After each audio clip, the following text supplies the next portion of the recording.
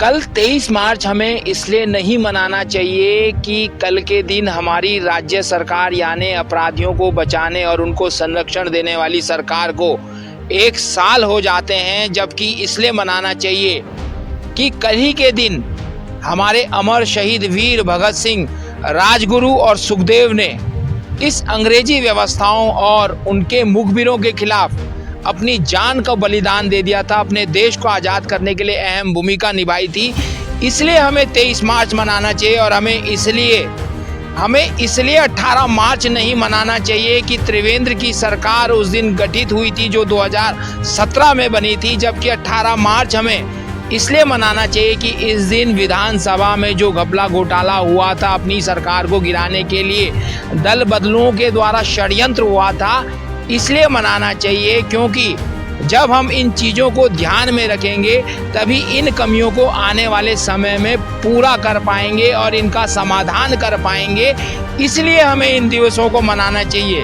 हमने सबसे पहले इसी केस को साइट करते हुए सेक्शन 123 रिप्रेजेंटेशन एक्ट को हमने साइट किया था और हमने यही कहा था कि श्रीमती इंदिरा गांधी जी ने अपने गेजेटेड ऑफिसर्स का दुरुपयोग किया है और उसी 123 के अंतर्गत इलाहाबाद हाई कोर्ट ने उनकी सदस्यता रद्द करी थी। और ये बात उसके बाद के जो घटनाक्रम है, जब कोर्ट का आदेश आया तो तत्कालीन प्रधानमंत्री जी ने इमरजेंसी लगा दी थी ताकि उनकी सदस्यता ना जाए और इमरजेंसी में जितने भी आपके जुडिशियल राइट्स होते हैं वो सारे सस्पेंड हो जाते हैं। कोई आपके पास फंडामेंटल राइट नहीं होते।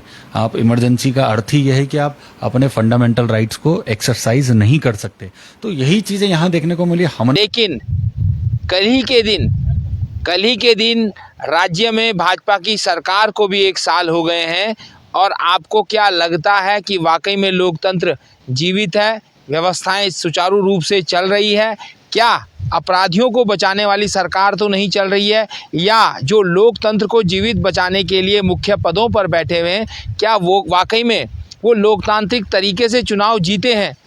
मामला मुझे लगता है पूरे ऋषिकेश को पता है कि जो पूरा चुनावी समर था और उस चुनावी समर में किस तरीके से विजय श्री का आशीर्वाद प्राप्त किया और किस तरीके से सरकारी मशीनरी का दुरुपयोग किया गया, किस तरीके से जो डिस्क्रिशनरी फंड होता है विवेकाधीन कोष। और बड़े सौभाग्य की बात है, ये विवेकाधीन जो कोष होता है ये प्रदेश में सिर्फ 2 ही लोगों के पास होता है, एक माननीय मुख्यमंत्री जी के पास और एक माननीय विधानसभा अध्यक्ष जी के पास। और उसी विवेकाधीन कोष का जब दुरुपयोग हमारे संज्ञान में आया और हमने जब उसकी शिकायत निर्वाचन को करी और निर्वाचन द्वारा उचित एक्शन ना लिया गया, उसके बाद हम लोगों ने कोर्ट को अप्रोच किया। हमने एक इलेक्शन पिटीशन हमने कोर्ट में लगाई और उसी का परिणाम है कि कल हमारा जो केस था कनक धनाई बनाम स्टेट ऑफ उत्तराखंड, उसमें सारी पार्टियों को तो नहीं पर जो पार्टी नंबर 9 थे विधानसभा के तत्कालीन अध्यक्ष, उनको नोटिस जारी हो गया है। उच्च न्यायालय ने उनसे जवाब मांगा है कि क्या हुआ था आप बताएं और अगर ऐसा हुआ था तो उसका कारण क्या है, क्योंकि कोर्ट दोनों ही पक्षों को सुनता है। ये गंभीर सवाल खड़ा करता है कि जिस व्यवस्था के खिलाफ हमारी सरकार ने लड़ना था, क्या वो खुद उस अव्यवस्था से बनी हुई सरकार तो नहीं है, या उस अव्यवस्था से बने हुए विधायक मुख्यमंत्री तो नहीं है? ये एक गंभीर सवाल करता है। और गंभीर सवाल ये भी है कि इस बीच कई सवालों ने जन्म लिया है।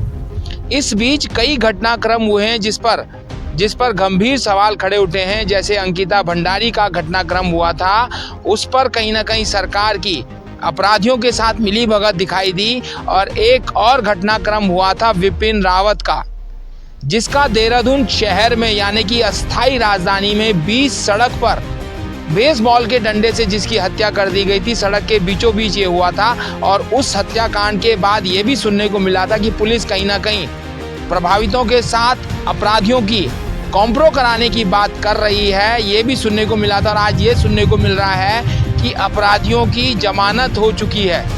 देखिए, चुनावी दौर में अर्थात जब से नामांकन हुआ तब से लेकर जब तक वोटिंग होनी थी अर्थात 27-28 की मैं एक डेट मान लूं, एक एवरेज लेकर, क्योंकि 24-25 से नामांकन शुरू हुए थे और 12 तारीख तक जब तक प्रचार बंद नहीं हो जाता। इस बीच जो स्थानीय विधायक थे ऋषिकेश के, तत्कालीन भी और वर्तमान भी, चुनाव जीतने के लिए उन्होंने लगभग 15,000 चेक, 4975 की अमाउंट उन डीडी में, उस चेक में लिखी हुई थी, और कुछ डीडी, कुछ चेक रायवाला एसबीआई से प्रेषित हुए थे, कुछ डीडी, कुछ चेक धर्मपुर एसबीआई की ब्रांच से प्रेषित हुए थे, और इस तरीके से लगभग 7-8 करोड़ रुपए की धनराशि में इस विधानसभा क्षेत्र में सरकारी धन बांटकर चुनाव जीतने का कार्य यहाँ के स्थानीय विधायक ने किया। एक बात हम आपको और बताएं, हम किस प्रकार लोकतंत्र में जी रहे हैं इसकी वानगी भी आप देख लीजिए। इसी ऋषिकेश विधानसभा में एक युवा, जिसको हम देश का राजनीतिक भविष्य भी कह सकते हैं, वो भी चुनाव लड़े थे। उनका नाम कनक धनई था। उन्होंने आवाज़ उठाई थी इस गलत तरीके से चुनाव लड़ने वालों के खिलाफ। लेकिन आज 1 साल के ज़्यादा हो गया है समय, और वो आवाज़ चुप सी हो गई है, मौन सी हो गई है। आखिर उसके पीछे कारण क्या है? क्या हमारी व्यवस्थाएं ये जिम्मेदार हैं कि जो एक सच्ची आवाज़ को दबाने का प्रयास कर रहे हैं? और आचार संहिता के बीच में अगर आप रिप्रेजेंटेशन एक्ट पढ़ें तो किसी भी तरीके के सरकारी धन का, निधि का, किसी टेंडर प्रक्रिया का इस्तेमाल या वितरण चुनावी मॉडल कोड ऑफ कंडक्ट में नहीं किया जा सकता। अर्थात आचार संहिता के बीच में सरकारी धन का वितरण नहीं किया जा सकता।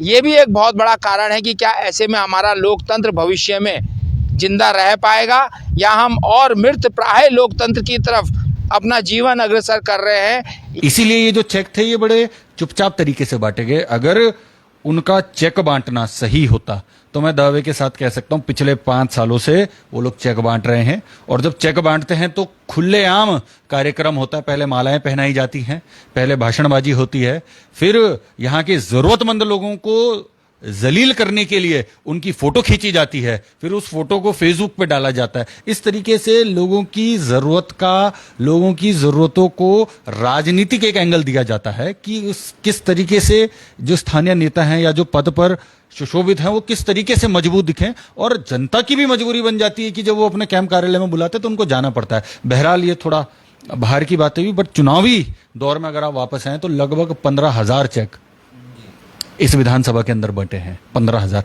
हम सारे सवालों पर उन्होंने सवाल उठाए थे इस चुनाव आयोग की व्यवस्थाओं पर, कि आखिर वो व्यवस्थाएं किस प्रकार चल रही है, उस पर सवाल उठाए थे।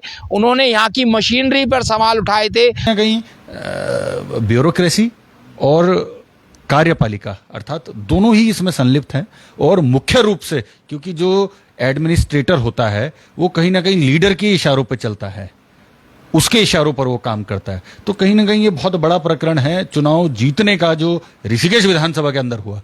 आप इस बात को, मैं इसको खुले मंच से और आंवला न्यूज के माध्यम से मैं इस बात को कहता हूं कि इस बात को आप कहीं से भी प्रमाणित करवा लीजिए। अगर ये बात गलत पाई जाती है कि चेक नहीं बटे, मैं जीवन भर और जीवन में पूरे राजनीतिक जीवन से अभी शुरुआत कर रहा हूं, इसलिए मैं इतनी बड़ी बात इस चैनल के माध्यम से कह रहा हूं। मैं इसके बाद कभी चुनाव ही नहीं लड़ूंगा अगर ये साबित हो जाता है कि इन्होंने चेक नहीं बांटे, इन्होंने डीडी नहीं बांटे। इतनी बड़ी बात मैं आपके आंवला न्यूज के माध्यम से कह रहा हूं। तो कहीं ना कहीं मैं भी इतना आश्वस्त हूं, मैं भी इतना अश्योर हूं कि वाकई में चुनावी दौर में चेक वितरण का कार्य धड़ल्ले से चला। लोगों के पास, इनके प्रतिनिधियों के पास, इनके बूथ के अध्यक्षों के पास डिमांड ड्राफ्ट की गड्डियां थी।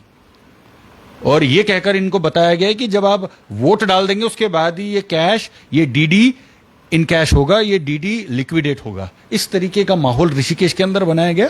तो आचार संहिता का मनोविज्ञान ये कहता है कि 4 साल 11 महीने तक आपने एक नेता का काम देख लिया, अब आचार संहिता लग गई है। वो सोचने का और मंथन करने का समय होता है जनता जनार्दन के लिए कि अब इनके पास कोई भी शक्तियां नहीं है, इनके पास कोई भी पावर नहीं है। अब आप आंकलन कीजिए कि इसका काम सही था या नहीं था। इसीलिए प्रचार, इसीलिए सरकारी पैसे का जो वितरण होता है, इसीलिए उस पर रोक लगाई जाती है ताकि कोई भी व्यक्ति, कोई भी वोटर प्रभावित ना हो।